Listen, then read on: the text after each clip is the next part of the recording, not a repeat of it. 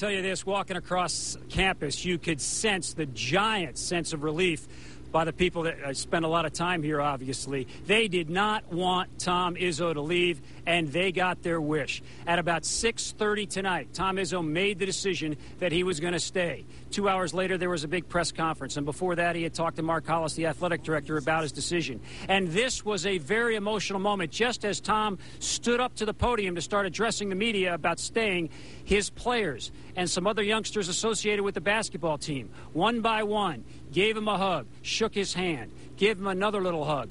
And Tom patted each one as they went by. You could see how visibly moved Tom was while this was going on. He was not shaken, but certainly emotional. Now, the emotional moment of the press conference came a little bit later on when he was talking about an aha moment. Was there a moment that signified the end, that signified his decision was going to be made and he was going to stay at Michigan State or leave to go to Cleveland? And he told this story about his daughter, Raquel. My last aha moment when Lupe and I were talking about it, when I asked my daughter how she'd feel, and she says, well, gosh, Dad, I don't want to leave. She said, what about all her boys? And she mentioned ID and, you know, guys from the past that spent a lot of time around us. And I said, but Raquel, you're as good at making friends as anybody. You have incredible people skills. You relate to everybody. She says, I know, Dad, but if you went there, they'd be my friend because of who you are. And here, they're my friend because of the people we've built. Wow.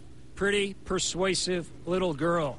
You hear that, you just have to believe that he's got a special relationship with his daughter. He is a lifer, as he said at the top of the show. He is going to be here for life. Yes, he may have other opportunities come his way. Other schools, other NBA teams may approach him, but it doesn't sound, from what I heard tonight, as if Tom Izzo is ever going to leave here. He wants to chase down Mike Krzyzewski in his record 4 NCAA titles. He wants to certainly win more than the one he's already got, and he's rejuvenated by going through this entire process. Here's one other thing he said about the last 9 days and what he realized.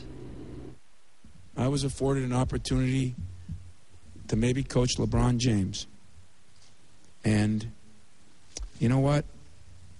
If somebody thinks I can do that, there's a lot of recruits out there that are the next LeBron James, and I'm going to be looking for them. Instead of coaching them in the NBA, I'm going to coach them in the NCAA.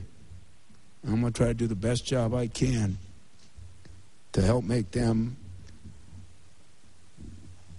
have the opportunity to live their dream like I've had the opportunity to here. In my view, Tom Izzo is the face of this university, the most recognized person associated with this university. He generates so much interest. He does so much in the community with his wife, Lupe. He is a fabulous, fabulous person, and they are totally pleased, incredibly pleased that he made this decision after 9 very difficult days, as he talked about in his news conference. We're back with more in sports, more with Tom and some other thoughts. I'm Don Shane, live at the Breslin Center in East Lansing. Diane and Stephen, back to you in the studio. All right, Donna, you said it from the beginning.